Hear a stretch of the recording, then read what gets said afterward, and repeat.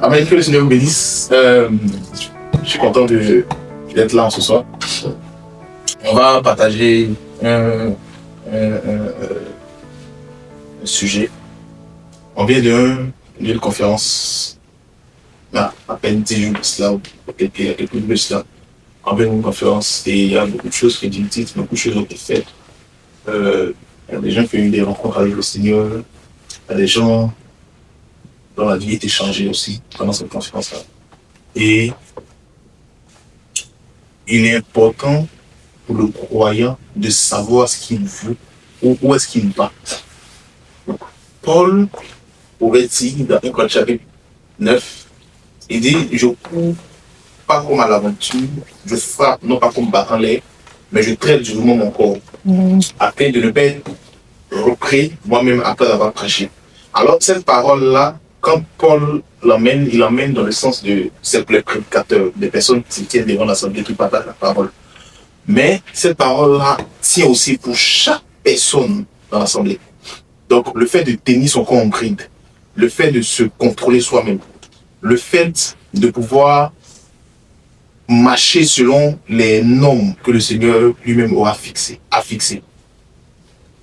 le fait de traiter durement son corps tient pour chaque chrétien. Mais il dit que tout cela, je le fais à cause de quelque chose. Donc il a vu quelque chose.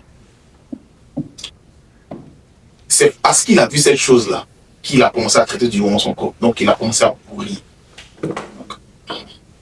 Courir, là, c'est une deuxième forme de se déplacer. Une forme de déplacement dans le monde spirituel. Donc dans le monde spirituel, on peut courir, on peut marcher plutôt, on peut courir ou on peut s'envoler. C'est pas le point de mon intervention ici. Mais lorsqu'on dit que quelqu'un est en train de courir, c'est parce qu'il a vu quelque chose. C'est parce qu'il a compris quelque chose dans le monde spirituel. Donc il veut se presser de pouvoir obtenir cette chose-là. Donc, comme Paul dit, je cours non pas comme à l'aventure, je frappe non pas comme battant de l'air, c'est parce qu'il a vu quelque chose. Et cette chose est devenue tellement claire dans son esprit qu'il dit non, il faut que j'obtienne cette chose-là. Par exemple, dans Éphésiens chapitre 1, lorsque Paul écrit à l'église d'Éphèse, c'est qu'il dit, il dit, je prie que Dieu illumine les yeux de votre cœur, afin que vous sachiez compreniez l'espérance qui s'attache à votre appel. Merci pour le mot. Afin que vous compreniez l'espérance qui s'attache à votre appel. Donc, on peut être appelé sans toutefois comprendre l'espérance qui est attachée à l'appel. Donc, lorsqu'on comprend l'espérance qui est attachée à l'appel, ce qui va se passer, c'est qu'on va se mettre à courir pour obtenir cette espérance-là. Amen. Jusqu'à là, on n'est pas perdu. Ok. Donc, pour pouvoir obtenir cette espérance-là, il faut qu'on puisse voir, il faut qu'on puisse comprendre. Et cette espérance-là, elle part de quelque chose. Il y a un fondement, il y a une base. Et c'est de cette base-là dont je vais parler aujourd'hui. Normalement, j'ai 2 mardis pour parler. Donc, ce mardi et le mardi prochain. Et c'est possible que je ne sois pas là le mardi prochain, mais par exemple, je vais tout faire pour être là. Mais c'est possible que je ne sois pas là. Mais... Donc, la méthode que je vais utiliser, je vais juste aller simplement. Je ne vais pas essayer de tout encombrer, tout contracter pour aujourd'hui. Je vais aller simplement. Et puis, si par la grâce de Dieu, le mardi prochain, j'ai pu être là, je vais donner la suite. Sinon, on le ferait l'autre fois. Donc, on parlera aujourd'hui du fondement de la vie du croyant. Lorsque quelqu'un comprend sur quoi il est fondé, le passage qu'on a lu tantôt dans Zacharie chapitre 3, le diable ne peut plus venir t'accuser dans ton esprit. C'est pas possible. Il ne pourra plus venir te dire Honorine, voilà ce que tu as fait. Ou Daniel, voilà ce que tu as fait qui n'est pas bien devant Dieu.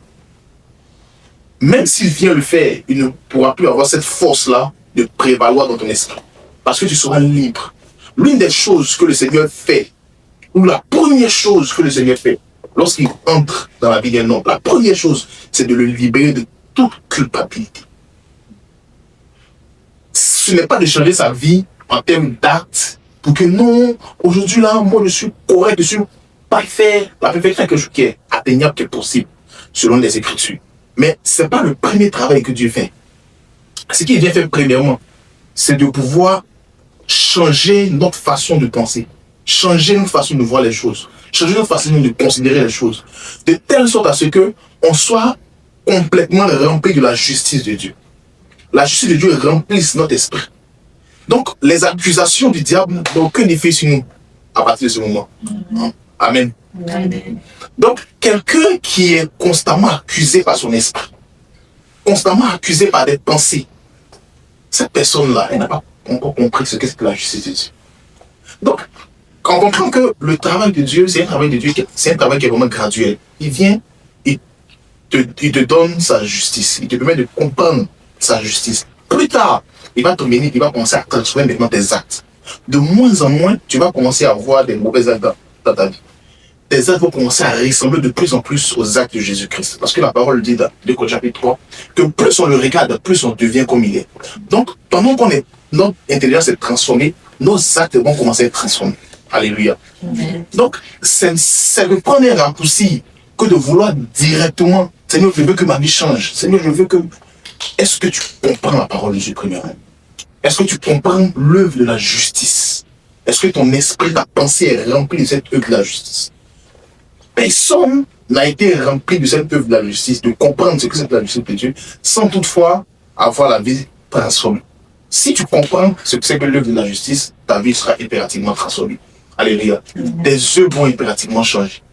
Tu vas de plus en plus ressembler à Jésus-Christ. Alléluia. Donc, on parlera aujourd'hui du fondement de la vie du chrétien. Alléluia. On va lire un passage qui va nous permettre d'introduire ce thème-là. Honorine, tu pourras me faire le plaisir de nous gratifier de ta voix ce jour. Matthieu chapitre 7.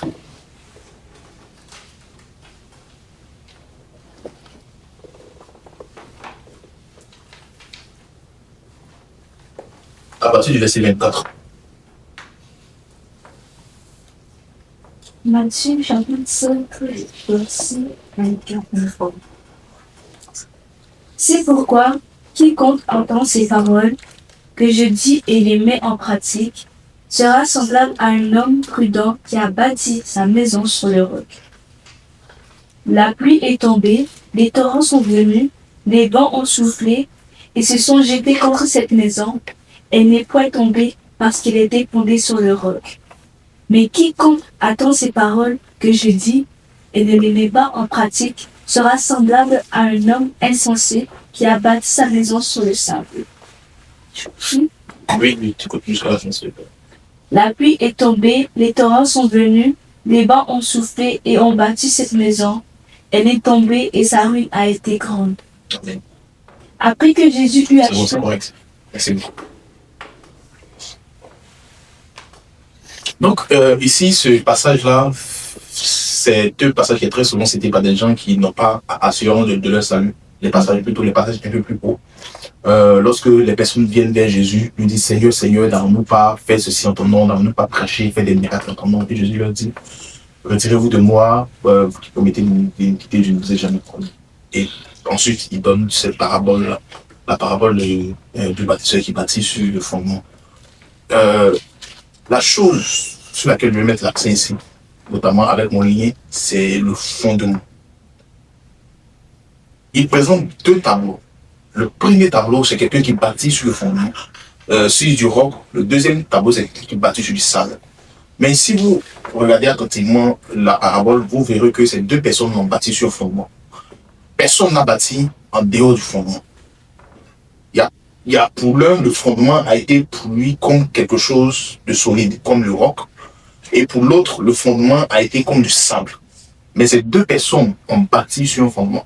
Et ces deux personnes-là sont effectivement, la deuxième catégorie de personnes-là, c'est de cette catégorie-là dont parlent les versets plus hauts. Lorsque les gens sont venus vers Jésus, et il lui dit, Seigneur, Seigneur, n'avons-nous pas fait ceci en ton nom, n'avons-nous pas fait cela en ton nom? Et Jésus leur dit, retirez-vous de moi, vous qui commettez de l'iniquité, parce que je ne vous ai jamais connu. Donc, ces personnes-là, ce sont des personnes qui ont entendu la parole de Dieu, mais qui n'ont pas mis la parole de Dieu en pratique. Je ne dis pas que ce n'est pas des personnes qui ne croyaient pas en Jésus-Christ, c'est pas ça. Parce que le Seigneur est en train d'expliquer une image avec une autre image. Donc, il explique le pourquoi il va rejeter les gens par cette parabole-là, ou par cette deuxième partie de la parabole. Il dit que simplement, parce qu'ils ont entendu la parole, mais ils ne l'ont pas mis en pratique. Donc, le fait de ne pas mettre la parole en pratique fait que finalement on bâtit sur du sable. Malgré toutes les bonnes œuvres qu'on aura faites, certainement que par nos prédications, ou je ne dirais pas nous, par la prédication de ces personnes-là, la vie de certaines personnes a été changée.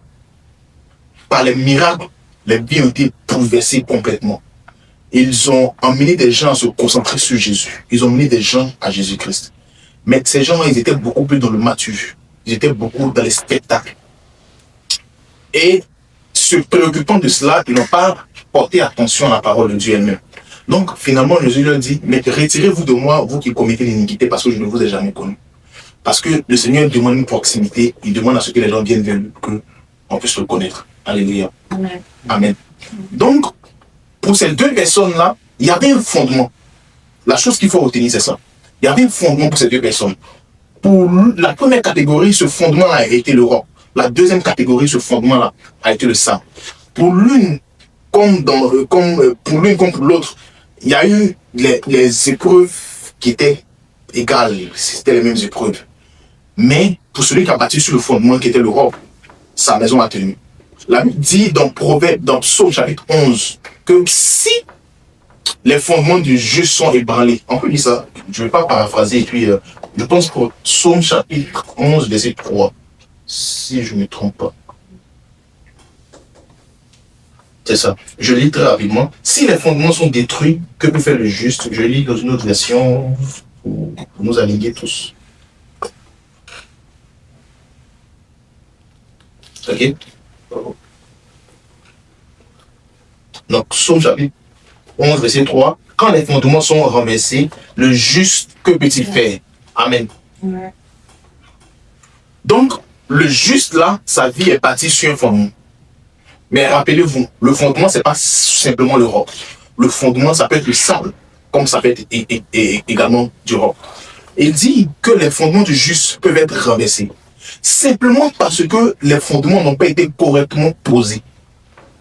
Donc, quand les fondements ne sont pas correctement posés, ces fondements-là sont comme du sable. Amen. Et lorsque les fondements sont correctement posés dans Proverbe chapitre 10, verset 25, il dit, les fondements du juste sont éternels. En d'autres termes, on peut lire ça, Proverbe chapitre 10, verset 25. Honorine, s'il te plaît. Proverbe 10, verset 25.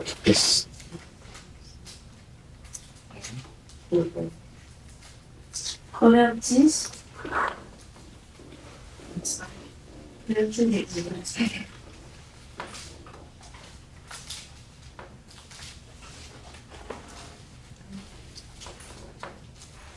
Ok.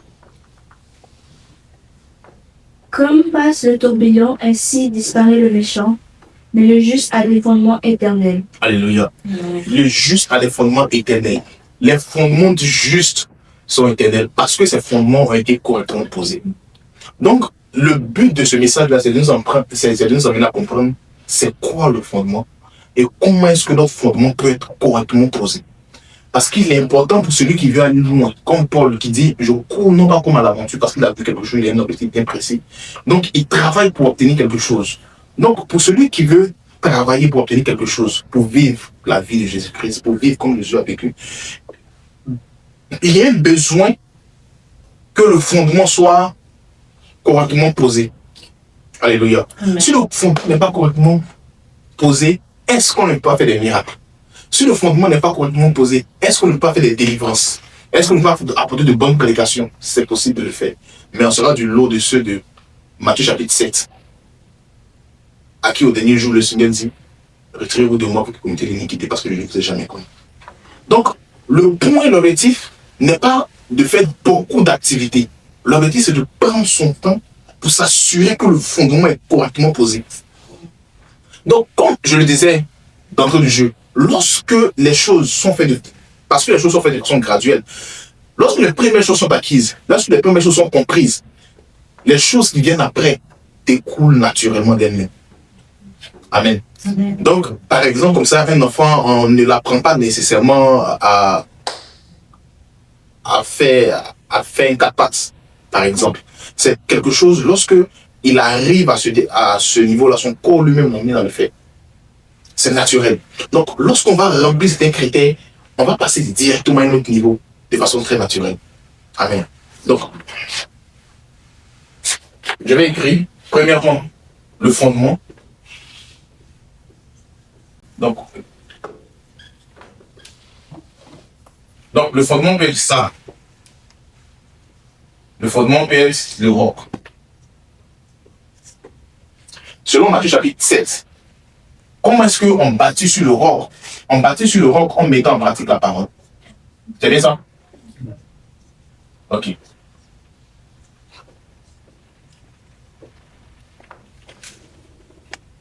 Proverbe chapitre 10, verset 25, on a lu. Proverbe chapitre 10, verset 25 dit que les fondements du juste sont éternels. Et dans le Nouveau Testament, ils vont également parler de ce fondement-là. C'est quoi le fondement?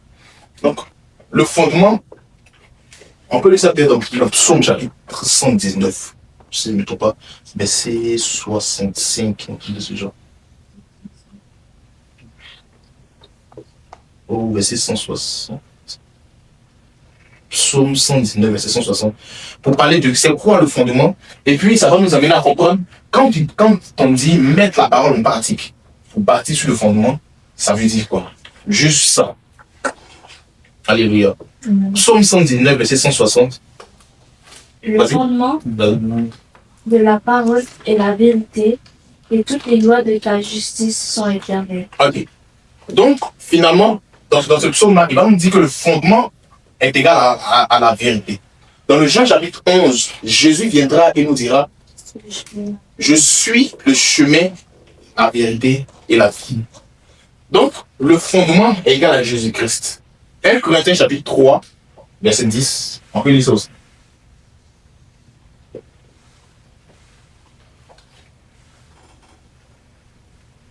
Je donne juste beaucoup de passages pour m'assurer que les choses sont établies conformément à ce qui est écrit dans la parole, non pas simplement conformément à ce que je veux. On comprend ça? Okay. Donc, 1 Corinthiens chapitre 3, verset 10.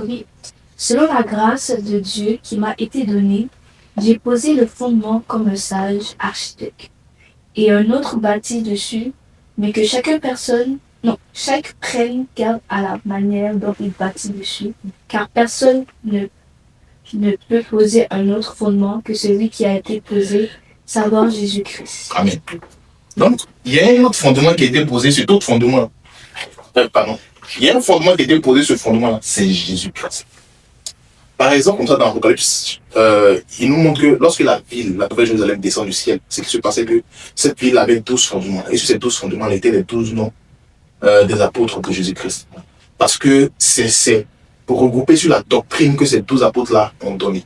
Amen. Amen. C'est pour regrouper, c'est basé, la ville, elle est basée sur les doctrines que les apôtres ont données. Les doctrines que les apôtres ont données viennent du Seigneur Jésus-Christ lui-même. Donc les 12 fondements là parlent de la parole de Jésus-Christ ou de la vie du Seigneur Jésus-Christ. Donc le fondement sur lequel la vie du croyant doit être basée, ce fondement c'est Jésus-Christ, ce n'est rien d'autre. Donc le fondement, c'est pas basé simplement, je vais vraiment mettre l'accent sur ça, pas pour nous éviter de tomber dans certains pièges. Vous savez, lorsque Jésus-Christ est arrivé, Jésus-Christ a dit que mon commandement que je vous donne, c'est de vous aimer les unes les autres. Donc, on verra des gens qui m'ont dit, non, la spiritualité, c'est du sel. Ça n'a rien à voir. C'est-à-dire, si j'aime quelqu'un, donc, ça veut dire je plais à Dieu. C'est bon d'aimer les gens. C'est bon. Mais, l'amour a existé avant que Jésus-Christ n'arrive. Donc, si l'amour, le fait de s'aimer, simplement aimer les hommes, c'était ça qui sauvait, Jésus-Christ n'avait pas venu mourir sur la croix. Est-ce qu'on se comprend ça? Est-ce qu'on se comprend? C'est clair. Donc, le fait de dire simplement j'aime quelqu'un, c'est pas suffisant. Jésus dit, aimez-vous les uns les autres comme moi je vous ai aimé. En d'autres termes, c'est un amour qui émane directement de Jésus-Christ. Jésus-Christ nous apprend à aimer. Parce que de nos propres forces, on ne peut pas aimer. Aimer, c'est quelque chose qui est au-delà de la force humaine, les amis. C'est pas c'est pas simplement donner de la nourriture aux pauvres. C'est pas simplement donner du vêtement à ceux qui ont froid. C'est pas simplement ça. Très souvent, les hommes donnent de leur superflu. Parce qu'en leur donnant de leur superflu, ça veut dire qu'ils aiment quelqu'un. Non. Il n'y a pas plus grand amour que de donner sa vie pour ses amis. Alléluia. Aucun homme normal ne donnera ça à quelqu'un d'autre. Normal ne donnera ça à quelqu'un d'autre. Non, non, absolument pas. À moins qu'il y ait un bénéfice derrière. Mais il ne donnera pas ça à quelqu'un d'autre. La chose, celui qui nous permet, qui nous apprend à aimer, c'est Jésus-Christ lui en personne. Donc, quand on parle du fondement, pourquoi je mets l'accent sur ça? C'est pour nous montrer que c'est dans la vie de Jésus-Christ qu'on puise notre source.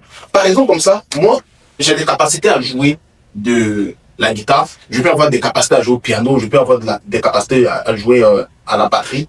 Mais en jouant pour le Seigneur, je n'utilise pas mes talents, j'utilise ce que le Seigneur me donne comme révélation. Quelqu'un m'a demandé c'est quelle révélation tu utilises pour jouer la guitare. Amen. Mais je pense ça juste comme un exemple pour nous permettre de comprendre quelque chose. Quelque chose que tu sais faire. Lorsqu'il en vient de faire ces mêmes choses-là pour le Seigneur, tu ne te bases plus sur tes acquis, tu te bases sur ce que le Seigneur te révèle. C'est à ce moment-là que tu bâtis sur le fondement.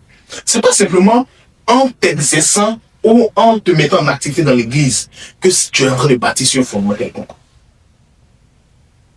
Je veux mettre l'accent sur ça, m'assurer qu'on comprenne ça vraiment bien. Parce qu'il y a des gens qui ont un bon cœur. Il y a beaucoup de personnes qui ont de bons cœurs, qui ont de bonnes dispositions pour les autres. C'est pas simple. Ils ont tellement de bonnes dispositions que parfois tu peux venir dans l'assemblée des justes et puis tu vas pas trouver des personnes qui ont d'aussi bon cœur que ces personnes qui ne sont pas des justes. Il y a des personnes qui ont vraiment un bon cœur, qui aiment leur prochain. Mais ces personnes-là, elles ne sont pas sauvées par rapport à la parole du Seigneur Jésus-Christ. Donc le fondement, c'est Jésus-Christ. C'est pas mon bon cœur. J'ai rencontré beaucoup de personnes qui avaient de bon cœur, comme je dis là, et pensons que leur bon cœur, là, les bonnes dispositions qu'elles ont, ce sont ces dispositions qui leur apportent une place devant le Seigneur. Ça n'a rien à voir. Ces bonnes dispositions, c'est bien. Mais c'est Jésus-Christ qui est le fondement. C'est pas lié à une bonne éducation qu'on a reçue. C'est lié à Jésus-Christ qui est lui le fondement. Donc, Jésus-Christ est le fondement. Et aucun autre ne peut poser un autre fondement si ce n'est Jésus-Christ. Alléluia. On se comprend jusqu'à là. Donc, premièrement, le fondement c'est qui? Le fondement c'est Jésus-Christ. Comment est-ce que Jésus-Christ vient et nous dévoile ce fondement? Matthieu chapitre 16. Comment est-ce que Jésus-Christ vient et nous révèle ce fondement? Matthieu chapitre 16, le verset 16. On va voir maintenant le deuxième aspect du fondement, c'est quoi? Matthieu chapitre 16, le verset 16. Ouais, tu peux commencer au verset 14 pour le contexte. Parfait. Enfin, il apparut aux 11 pendant qu'il était à la table. Matthieu chapitre 16, je pense que tu es dans le genre. Oh, je suis en bas. Excusez-moi.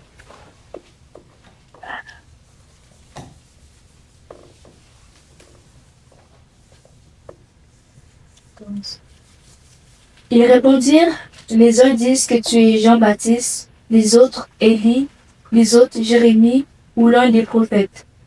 Et vous leur dit-il, que dites-vous que je suis?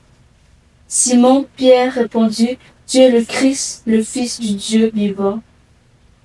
Tu peux continuer s'il te plaît. Jésus reprenant la parole, lui dit, tu es heureux, Simon, fils de Jonas, car ce ne sont pas la chair et le sang qui t'ont révélé cela, mais c'est mon Père qui est dans les cieux. Et moi je te dis que tu es Pierre, et que sur cette pierre je bâtirai mon église, et que les portes du séjour des morts ne prévaudront point contre elle. Ok, merci. Donc, Jésus lui dit que tu es Pierre, sur cette pierre je bâtirai mon église. En d'autres termes, tu t'appelles Pierre, et sur la base, parce que la révélation, les paroles que Pierre venait de prononcer, c'était les révélations. Jésus-Christ lui dit, c'est mon Père qui est au ciel qui te les a révélées. La révélation qui est sortie de la bouche de Pierre là, est comme une pierre. Okay. C'est comme un fondement. Sur ce fondement-là, Jésus bâtit son église. On se comprend? Je veux aller doucement pour m'assurer qu'on comprenne ça bien. Je peux aller vite, mais je vais aller vraiment très doucement. Donc, lorsque Pierre déclare les paroles, la révélation de la parole là devient comme un fondement sur laquelle Jésus-Christ bâtit son église. L'église là, c'est l'assemblée de plusieurs personnes comme nous ici. Mais ça commence premièrement. La petite unité de l'église, là, c'est premièrement nous. C'est nous, premièrement. Donc, Jésus dit que sur la base de la révélation de la parole qui vient à nous, il bâtit son église. Son église, là, c'est un peu comme une maison, c'est un peu comme un édifice. Donc, si le Seigneur veut bâtir notre vie, donc, comme on a vu dans Matthieu chapitre 7, si on veut bâtir une maison, cette maison doit être bâtie sur la révélation de la parole de Dieu. En d'autres termes, la révélation de la parole de Dieu, c'est quoi? C'est un fondement. La révélation.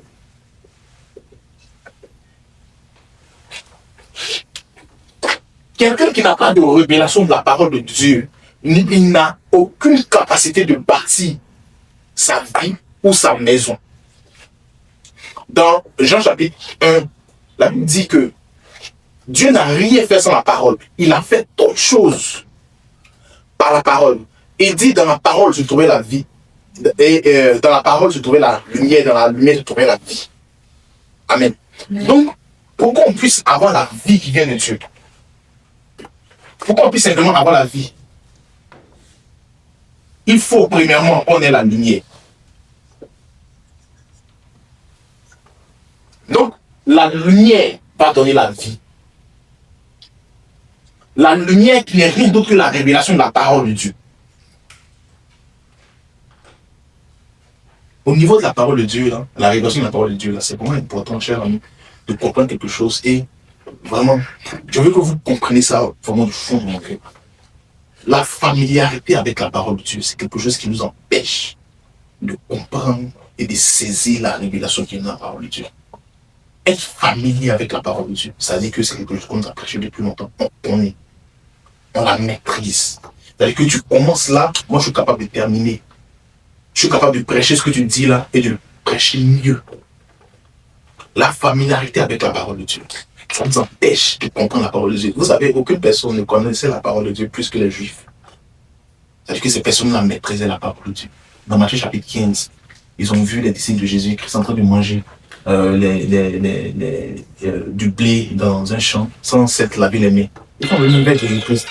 Et ils lui ont simplement dit, mais il est écrit dans la loi qu'avant de manger, il faut qu'on se lave les mains. Mais tes disciples, ils enfreignent la loi. Donc Jésus leur répond en leur disant, mais vous, pourquoi vous privilégiez, vous enfreignez la loi de Dieu au profit de vos traditions? Parce qu'il est écrit également dans la parole que tu dois assister ton père et ta mère, mais ce que tu dois prendre pour assister ton père et ta mère, tu dois le donner en offrande comme dîme. Donc, tu privilégies ta tradition au profit de la parole de Dieu.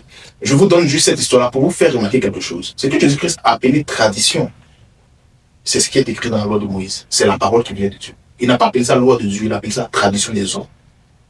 C'est étrange. Pourquoi Jésus peut appeler la loi de Dieu, la parole de Dieu, tradition des hommes? Simplement parce que ces hommes-là se sont sentis tellement familiers avec cette parole-là qu'ils n'ont pas pu être capables de tirer la vie qui venait de cette parole-là. Donc, la familiarité avec la parole de Dieu t'empêche de recevoir la révélation de la parole de Dieu. Parce que Jésus, une parole, un message que tu entends chaque dimanche ou chaque jour, un jour spécial où tu l'entendras, le Seigneur sera capable d'ouvrir tes yeux là pour que tu puisses comprendre quelque chose de spécial, de particulier que tu n'avais même pas encore compris. Je pense que ça, c'est une expérience qu'on a pas mal vécue ici, pas mal d'entre nous.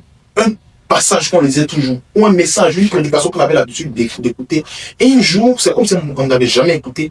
Il y a un déclic, il y a quelque chose de spécial qui se passe. Ce moment spécial, c'est la révélation de la parole de Dieu. Donc, est-ce que la parole de Dieu se révèle de la sorte là? C'est que se passe, ce que le Seigneur attend de nous. Il attend maintenant de pratiquer cette parole. Amen. Amen. Il attend maintenant qu'on vive conformément à cette parole. Donc, il ne la donne pas comme simplement étant de bons conseils qu'il donne qu'un ami donne, comme simplement de bons conseils simplement. Non. Il la donne. Cette révélation-là, il la donne comme étant un moyen de pouvoir vivre comme lui, il est. Donc, le Seigneur va se révéler au travers de la parole pour nous en pratiquer.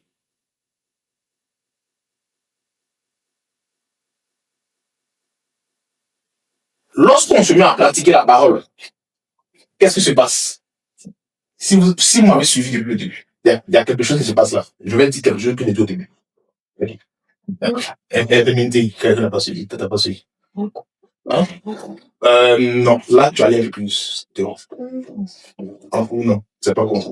On est en train de se... Transformer, ça? Transformer? Non, c'est pas ça. On bâtit une maison. Non, il y a un mot. Vous êtes pas proche de nous. Vous êtes très proche. Il y a un mot que je veux, c'est même pas une phrase. C'est fondement. Comment? C'est quoi? Simplement. Ça veut dire que Matthieu chapitre 7. Matthieu chapitre 7 dit quoi? Celui qui entend la parole et la met en pratique est semblable à celui qui a bâti sa maison sur le roc. Donc, la révélation de la parole de Dieu, marcher conformément à la révélation de la parole de Dieu, nous amène à bâtir maintenant sur le roc. Est-ce qu'on comprend mon développement depuis le début? Je vais m'assurer vraiment qu'on coupe ça étape par étape. Tantôt de jeu, c'est vrai que j'ai dit que peut-être que le mardi prochain, je ne serai pas là, mais je vais quand même prendre mon temps. S'il faut que je m'arrête là, je m'arrêterai là. C'est déjà assez. Je vais vraiment prendre mon temps pour qu'on puisse comprendre ça. La révélation, Dieu se révèle, Dieu se montre, Dieu bâtit dans la vie d'un homme au travers de la révélation de sa parole. Aucun homme ne peut s'approcher de Dieu, aucun homme ne peut avoir une vie que Dieu veut sans toutefois avoir la révélation de la parole de Dieu. C'est complètement impossible. Donc, Dieu, pour s'assurer que sa vie est correctement bâtie en nous, ce qu'il va faire, il va mener sa parole. Il va se révéler à nous. La révélation de la parole de Dieu, elle est imagée dans la parole pour mettre de la lumière. Lorsqu'il y a de la lumière quelque part qui brille, cette lumière-là, c'est simplement la révélation de la parole de Dieu. Donc, tu pourrais être en train de lire, tu pourrais être en train de méditer, tu pourrais être en train de chanter quelque chose. Et puis, ce jour-là, ce chant-là, c'est comme s'il y a une révélation, il y a quelque chose de nouveau. Tu découvres quelque chose de nouveau là-dedans. Cette chose-là, c'est la révélation de la parole de Dieu. Lorsque nous sommes à des réunions de la sorte, et que quelqu'un apporte une parole, et que nos cœurs sont ouverts pour recevoir la parole de Dieu, pendant que la parole de Dieu est en train de sortir, la prière, c'est Seigneur, emmène-moi comprendre cette parole-là pour que je puisse la mettre en pratique. Emmène-moi comprendre cette parole-là pour que je puisse la mettre en pratique. Amen. Donc, lorsque la révélation de la parole de Dieu sort, il faut la pratiquer. Mais entre la révélation et la pratique, il y a quelque chose qui vient s'installer là, qui est la compréhension de la parole de Dieu. Désolé, hein. Je veux, pour ceux qui sont visuels là, j'ai écrit tout simplement pour vous. Donc, il y a la révélation de la parole de Dieu. Il y a la pratique de la parole de Dieu ici. Mais entre les deux, il y a une étape, il y a quelque chose d'important qui doit se passer là. C'est la compréhension. Bien sûr. La compréhension de la parole de Dieu t'emmène à pratiquer cette parole de Dieu-là. Matthieu chapitre 13, la parabole du semeur. La parole du semeur dit, celui qui a reçu la parole dans une bonne tête, celui qui a reçu la parole dans une bonne tête, c'est pas un chrétien c'est pas un super croyant. C'est simplement un croyant lambda qui s'est disposé simplement pour recevoir la parole de Dieu. Pendant que la parole de Dieu est en train de sortir, Seigneur, ouvre mon esprit pour que je puisse comprendre. Ouvre mon esprit pour que je puisse comprendre. Éloigne-moi de la familiarité. Éloigne-moi de l'habitude. Que chaque jour, lorsque ta parole descend, qu'elle descende comme étant de la manne. Qu'elle ne soit point, que ce soit point une ancienne parole que j'ai entendue. Que ce soit quelque chose de nouveau. Que ce soit comme une rosée. C'est simplement ça la prière de celui qui a le cœur qui correspond à la bonne terre. Et lorsque la parole descend, la bonne terre, lorsqu'elle reçoit la parole, là, nous dit que la bonne terre, c'est celui qui entend la parole et qui la comprend. Il va même pas de mettre en pratique d'abord. Il dit, il entend la parole et il comprend la parole. Lorsqu'il comprend la parole, il va maintenant porter des fruits. Le fait de porter des fruits, là, c'est la mise en pratique de la parole de Dieu. Donc, la révélation sort. Il comprend la parole. Il la met en pratique. Il y a des fruits qui viennent. Alléluia. Je vais aborder le deuxième point de mon intervention et puis je m'arrêterai là pour aujourd'hui. Par la grâce de Dieu, on continuera une autre fois. Le deuxième point de mon intervention, vous savez, il y a une différence entre le fondement ou la fondation et l'édification. Donc, c'est vraiment deux choses différentes. C'est deux termes différents. Donc, le fondement, c'est la base. L'édification, c'est le fait de faire monter la maison. On est d'accord avec ça.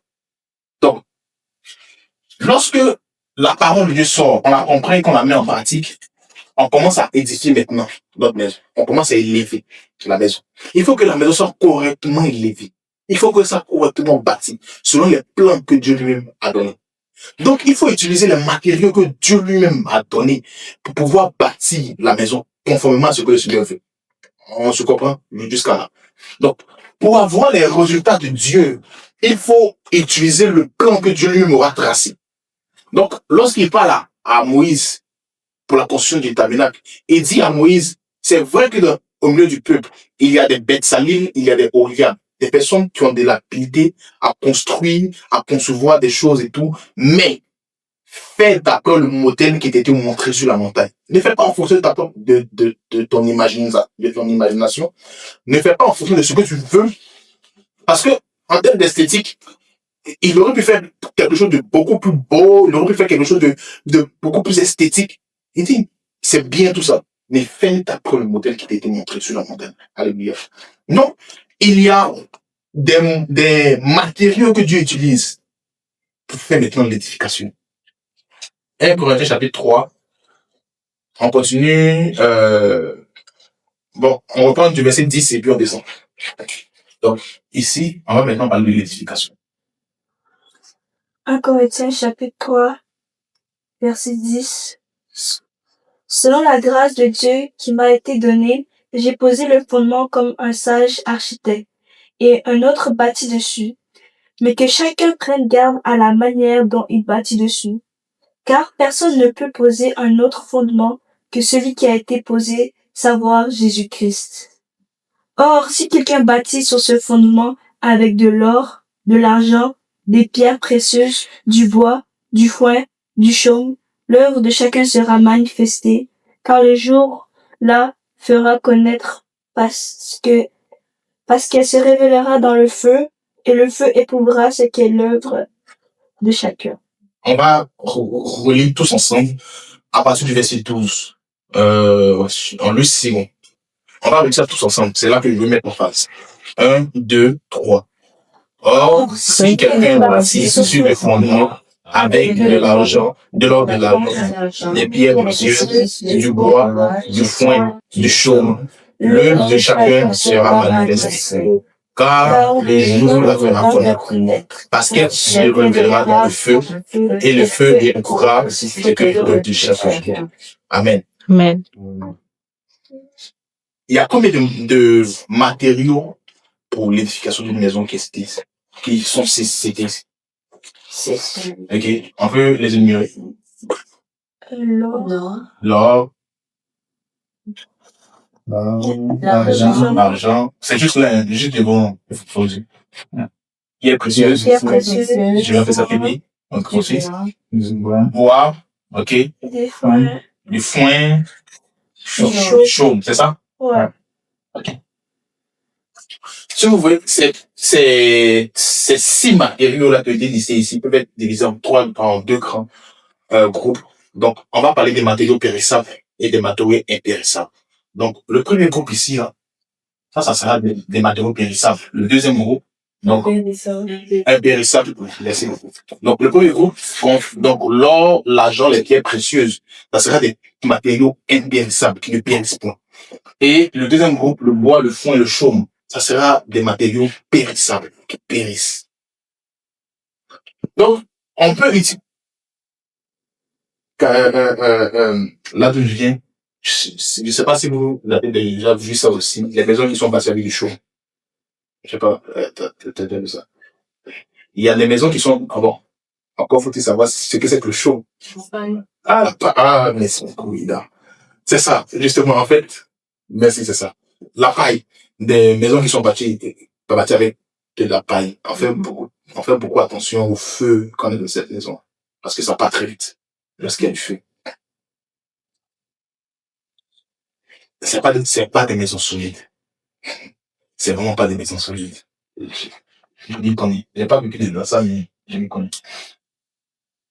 On peut bâtir avec de l'or, de l'argent, des pierres précieuses, du bois, du fond, du chaud. Ça parle de ça parle de deux grands groupes. Donc, les matériaux périssables et les matériaux impérissables. Les matériaux, il y a bien évidemment une signification à chaque matériel. Je n'aborderai pas ça aujourd'hui. Parce que, on va encore dans une autre partie de l'intervention où je vais donner beaucoup d'images pour expliquer ça.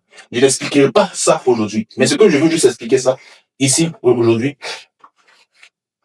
c'est que il y a premièrement le fondement et il y a ensuite l'édification sur le fondement.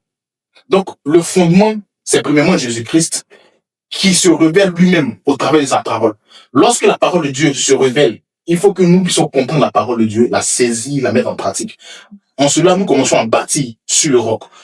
Parlant de bâtir, on bâtit, je l'ai juste appelé l'édification, avec deux grands groupes de matériaux. Donc, le premier grand groupe, qui est composé de l'or, de l'argent, des pierres précieuses, qui sont des matériaux impérissables. Et sur le deuxième grand groupe, le bois, le fond, le chaume, qui sont des matériaux périssables. La Bible dit, lorsque nous bâtissons sur le fondement, lorsque le fondement est correctement établi, ce fondement devient un fondement éternel. Et il y a deux signes, je vais juste m'arrêter sur les deux signes là, et puis qui montrent que nous sommes en train de bâtir sur le bon fondement. Et puis, le mardi prochain, par la grâce de Dieu, je viendrai maintenant expliquer en détail tous ces 6 points. Amen. 1 Timothée chapitre 2. On va juste parler de ces deux signes-là qui montrent que nous sommes en train de bâtir sur le bon fondement. Et puis, je m'arrêterai là. 2 Timothée chapitre 2, désolé. 2 Timothée chapitre 2. Verset 19. 2 Timothée chapitre 2, verset 19. Yes, 2 Timothée 19. Néanmoins, le solide fondement de Dieu reste debout. Avec ces paroles qui lui servent de sceau, le Seigneur connaît ceux qui lui appartiennent. Et quiconque prononce le nom du Seigneur, qu'il s'éloigne de l'iniquité, dans une grande maison. C'est bon, ça pourrait être là. C'est correct là. Donc, si vous lisez bien ce passage-là, il va premièrement parler du fondement pour dire que le fondement de Dieu reste solide. Et il y a un sceau sur tous ceux qui bâtissent sur le fondement de Dieu. Il y a un sceau il dit, néanmoins, le solide fondement de Dieu reste debout avec ces paroles qui lui servent de sceau. Premièrement, la marque qu'on peut distinctive pour savoir si quelqu'un bâtit sur le fondement, pour savoir si quelqu'un a le sceau. Il dit, le Seigneur, on est ceux qui lui appartiennent. Premier point. Et deuxième point, quiconque prononce le nom de Dieu qui s'éloigne de l'iniquité. Je ris parce que je me demande, mais comment je fais alors pour savoir si le Seigneur me connaît? Alors, comment ça, non? C'est, dans le jeu, quand je parlais de ma chef, il y a des pasteurs, je dis pas,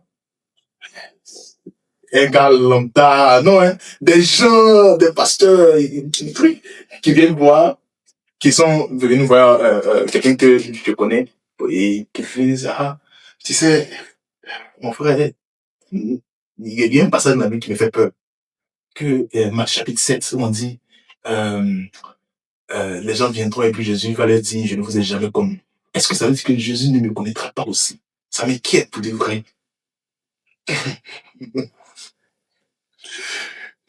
Alléluia. Je vous pose une question. Quelle assurance de son salut? Vous avez hésité un peu. Ok. Qui peut me donner le certificat? Qui peut me donner la preuve là? Vas-y. Le Saint-Esprit rend témoignage. Ouais, c'est vrai. Mais le problème, c'est que moi, je n'ai pas le Saint-Esprit. C'est ça. Mais c'est un témoignage interne. Le Saint-Esprit me convainc, il me dit clairement que je suis enfant de Dieu. Ouais, mais c'est personnel. C'est personnel. Ils font ça. Comment est-ce qu'on fait pour savoir que le Seigneur nous connaît? Comment est-ce qu'on fait pour savoir que le Seigneur... La Bible dit que le Seigneur connaît ceux qui lui appartiennent. Donc, si vous lisez le verset un peu plus haut de 2 Timothée chapitre 2, là, il dit qu'il y a des frères qui l'ont abandonné. Et même qui ne savaient pas, c'est Paul. Paul dit qu'il y a des gens qui l'ont abandonné. Et même ces personnes ne s'arrêtent pas là. Ces personnes-là renversent le fondement des autres. Elles viennent bouleverser la vie des autres. Elles viennent dire, oh, mais ton Jésus en qui tu crois, il n'est pas capable de faire telle chose. Ou c'est pas le bon Jésus. Voilà la vraie doctrine. en laquelle il faut croire. Mais Paul, dans un autre verset, dans un autre livre carrément, il dit même si un ange vient et puis m'annonce quelque chose qui n'est pas écrit, quelque chose que je ne connais pas par rapport à mon Jésus-Christ, cet ange-là, qu'il soit anathème. Alléluia. Il dit même si un ange, il avait tellement l'assurance, il dit que même si un ange venait m'apporter l'évangile, cet ange-là, qu'il soit anathème, anathème, ça veut dire que, si je ne me trompe pas, qu'il soit maudit. En fait, j'ai en train d'hésiter. Que cet ange-là soit maudit. Alléluia. Parce qu'il est dit, attends, comment ça se fait qu'un homme, parce que Paul, très souvent on a l'impression de croire que c'est un gars qui venait d'une autre planète. Mais c'était un homme comme nous. Comme un homme comme nous qui était soumis aux mêmes tentations, aux mêmes faiblesses que nous. Peut dire, même si un ange venait m'annoncer un autre évangile, que Jésus-Christ mort, ressuscité, glorifié, cet ange-là qui soit maudit. Alléluia. Parce qu'il a reçu quelque chose qui était gravé dans son cœur. La Bible dit que le Seigneur va retirer les cœurs de pierre. Il va donner des cœurs de chair. Mais sur ces cœurs de chair-là, il va graver quelque chose. Il va sceller quelque chose. De telle sorte que tu peux même oublier ton nom. Mais si on te demande, est-ce que tu es sauvé, tu seras le premier à lever les mains. Tu peux même oublier ton nom. Alléluia. Le mardi prochain, il s'est le Seigneur connaît ceux qui lui appartiennent. Ceux qui appartiennent à Dieu savent qu'ils appartiennent à Dieu. Alléluia. Ceux qui appartiennent à Dieu savent qu'ils appartiennent à Dieu. Et ceux qui appartiennent à Dieu se connaissent en fait. Parce que c'est la méthode que le Seigneur utilise. C'est comme ça que Dieu fait. C'est comme ça. En fait, les hommes vont se dire, ah, mais pourquoi votre Dieu, pourquoi il fait comme ça? Au lieu de simplement donner les preuves et puis il clôt tout le débat. Par exemple, lorsqu'il est ressuscité, il aurait pu simplement se montrer à Ponce Pilate. Parce que la Bible dit qu'il s'est montré à plus de 500 frères à la fois. Tu vois? Donc il aurait pu simplement se montrer à Ponce Pilate pour lui dire, je suis là, je suis ressuscité. Il aurait pu se montrer aux souverains sacrificateurs pour leur dire, tout ce que vous avez fait c'était en vain, je suis ressuscité, annoncer mon évangile. Mais pourquoi il n'a pas fait? Et puis finalement il nous met dans beaucoup de problèmes. Les gens nous disent, ah, mais votre Jésus là, est-ce qu'il est vrai? Il y a beaucoup de polémiques autour de son nom. Il y a beaucoup de choses. Parce que le Seigneur, c'est sa méthode. Le Seigneur utilise une méthode. Il faut que dans ton cœur, tu sois convaincu que Jésus-Christ est mort pour nos péchés, ressuscité pour la justice, glorifié devant le Père. Il faut que tu... De telle sorte que les hommes peuvent venir te dire, ton Jésus-Christ, c'est pas le vrai. Ton Dieu, c'est pas le vrai. Les circonstances de la vie peuvent venir te dire, ton Dieu, c'est pas le vrai. Et même des anges peuvent... Parce que c'est vrai. Mais je ne blague pas. Des anges peuvent venir t'annoncer un évangile. On est d'accord avec ça? Des anges peuvent venir t'annoncer un évangile. Mais ce ne sera pas des anges de Dieu. Ce ne sera pas des anges qui sont soumis à Dieu. Donc, des anges peuvent venir te dire, et ils te montrent par A plus B. Je vais... Mahomet. Mahomet, par exemple, dans l'islam, le monsieur dit qu'il a reçu l'islam par un ange. Par un ange, c'est un ange qui lui a donné. Un ange violent, Gabriel, qui est venu, qui essaie de serrer son cou, qui essaie de le tuer. J'ai lu l'histoire. Donc, les anges, moi je crois effectivement qu'il a rencontré un ange, cet homme-là. Parce que les choses qu'il a fait après ça, ce n'est pas des choses normales. Jusqu'aujourd'hui, c'est vraiment pas des choses normales. Voilà. Donc, il était un homme qui a vécu un peu bizarrement. Donc, un ange peut venir te dire, voilà le vrai évangile. Vous savez, l'islam, ça découle du christianisme d'une certaine manière, on va le dire. Donc, en fait, l'histoire, c'est quoi? C'est que le monsieur dit qu'il a reçu le vrai évangile de Dieu. Donc, il y a un ange qui est venu vers lui. Et cet ange-là, il appelait Gabriel. J'ai oublié le nom en arabe, comment on le prononce là. Jibril. Donc, cet ange-là, Gabriel-là, est venu vers lui, donc, qui est Gabriel, et lui a apporté le vrai évangile. Donc, quand il a fini de lui apporter le vrai évangile, il allait présenter ce vrai évangile-là à des personnes qui étaient ces dévanciers, et puis les gens n'ont pas accepté, finalement, ça finit dans les désaccords et tout. On ne va pas entrer dans tous ces détails-là. Mais je prends cette histoire-là pour venir appuyer les propos de Paul, pour dire que même si mange, venez m'annoncer un autre évangile que l'évangile de Jésus-Christ, je ne vais pas croire que ce temps-là soit menti. Je connais Jésus, Jésus-Christ me connaît. Donc, tous ceux qui bâtissent sur le fondement connaissent Jésus-Christ. Jésus-Christ les connaît. Ils reçoivent le témoignage dans leur cœur. Donc, ça ne peut pas être inscrit sur leur front. Mais tous ceux qui vont dans le monde spirituel, quand ils se retrouvent là-bas, ils se reconnaissent entre eux. Ils savent qui est bien aimé de Dieu. Ils savent qui n'est pas bien aimé de Dieu. Donc, lorsque Balaam voulait faire tomber le peuple d'Israël, il dit, il n'est pas simplement venu devant le peuple pour commencer à prononcer des paroles. C'est pas ça qu'il a fait. Ce qu'il a fait, c'est qu'il a cherché à ouvrir, il a commencé à chercher des failles, des brèches pour entrer dans le monde spirituel. Pour voir le peuple d'Israël là, qui ils sont, il va prononcer des paroles sur eux. C'est simplement ça qu'il essaie de faire. Il dit simplement, mais c'est compliqué. Mais en théorie, c'est simplement ça. Donc, il voulait entrer dans le monde spirituel. Donc, il est entré dans ce monde spirituel là. Et puis, il a vu le peuple d'Israël là-bas. Il dit, celui-là, je ne peux pas les maudire, ils sont bénis de Dieu. Parce que ce que Dieu lui m'a fixé, aucun homme, quelle que soit sa puissance, ne peut venir dériver cette chose. Donc, ces hommes-là connaissent Dieu.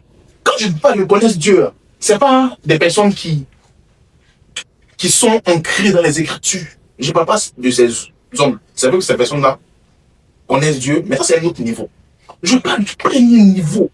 La première chose, je ne parle pas des personnes qui font des miracles, des croisades d'évangélisation, où ils reçoivent des morts. Je ne parle pas de ces personnes-là. Je parle de la brebis qui vient de donner sa vie au Seigneur aujourd'hui. Sincèrement, cette personne-là, Dieu la connaît. Dieu connaît cette personne. Donc, tu es assis ici. Sache que si tu as donné ta vie au Seigneur de façon sincère, Dieu te connaît. J'insiste sur ça. Parce que c'est là que le diable vient attaquer des gens. C'est là que le diable vient attaquer des gens. Le diable vient te dire que Dieu ne te connaît pas. Si Dieu te connaissait, tu penses que tu allais passer par toutes ces situations-là. Si Dieu te connaît, tu penses que tu allais passer par toutes ces faiblesses-là. Tu penses que tu allais vivre de la sorte. Tu penses que toutes ces attaques-là, ça allait... Non, Dieu ne te connaît pas. Mais le Seigneur, il est bon, il est juste. Donc avant que le diable vienne et qu'il t'attaque de la sorte, il dit, n'aie crainte, je te connais depuis le ventre de ta mère. Alléluia. Je te connais depuis le ventre de ta mère. Sache que le Seigneur te connaît. Il te connaît. Il utilise simplement une méthode. Il utilise une méthode avec toi. Continue. Reste dans le processus. Continue. Il utilise une méthode avec toi, simplement. Par exemple, comme ça, mon enfant, aujourd'hui, si par exemple, il ne marche pas encore, mais s'il marchait et qu'il tombait, je n'allais pas courir le premier pour lui dire, oh non, oh, comment ça va? Non, non. J'aime le laisser se lever seul. En fait, quelqu'un peut dire, mais écoute, ton enfant ne marche pas encore, comment tu peux être sûr que ça? Mais c'est parce que mon papa, c'est comme ça qu'il m'est. C'est comme ça qu'il m'est. Voilà. Donc, il a simplement utilisé cette méthode-là. Au début, ça paraissait difficile. Mais à un certain moment, je me suis rendu compte de ce qu'il a fait. Et je crois que dernièrement, je l'ai appelé. Pour ceux qui n'ont pas encore d'enfant, ne vous inquiétez pas. Quand vous aurez un enfant, vous allez appeler vos parents. Vous leur dites merci. Merci pour l'éducation que vous m'avez donnée. Non, franchement, dernièrement, je l'ai appelé. Puis je lui ai dit, merci. Merci. Merci. Merci. Merci. Merci pour ce que tu as fait. Parce qu'aujourd'hui, je vois les fruits. Merci, mon meilleur enfant. Merci. Alléluia. J'ai pris beaucoup de temps, j'ai pris beaucoup plus de temps qu'aujourd'hui. Je vais juste donner la première chose. La deuxième chose, le mardi prochain, j'aurai des traits sur ça et puis on continuera plus. La deuxième chose, c'est que celui qui prononce le nom du Seigneur, qui se joigne à l'unité.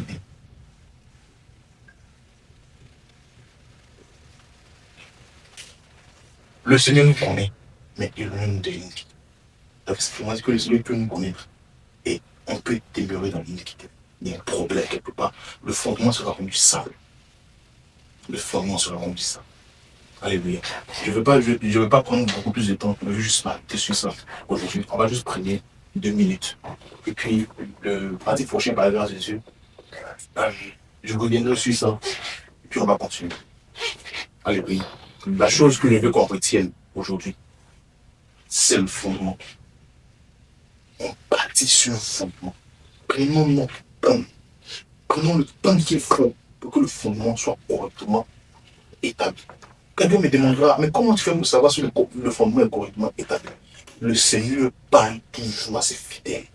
Lorsque le temps viendra, le Seigneur va te donner une instruction qui va te permettre de savoir que le fondement est correctement établi. Il aura des preuves qui vont te montrer que le fondement est correctement établi. Il y aura des évidences. La Bible dit que lorsque vous voyez les affluents, vous voyez que le printemps approche. J'espère que je vais dire bien.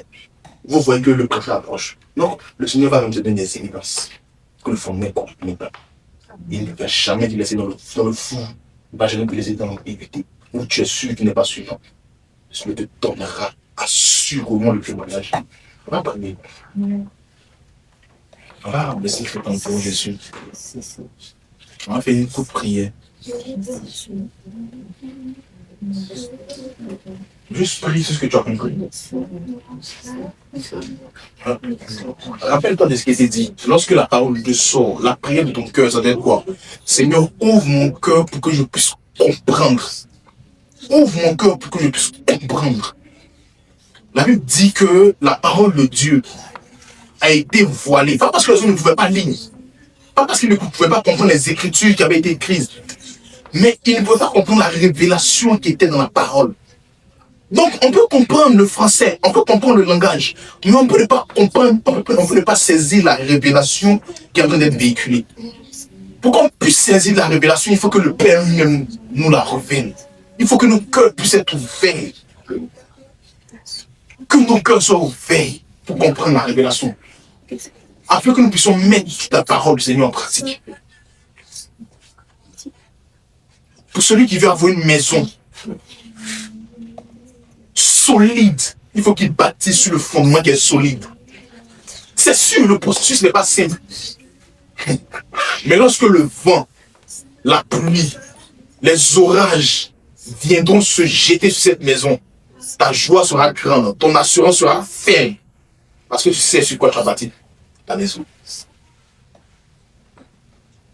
Alléluia. Merci Jésus. Merci Jésus. Amen. Que le Seigneur nous bénisse. Amen. Je m'arrête là, c'est ça.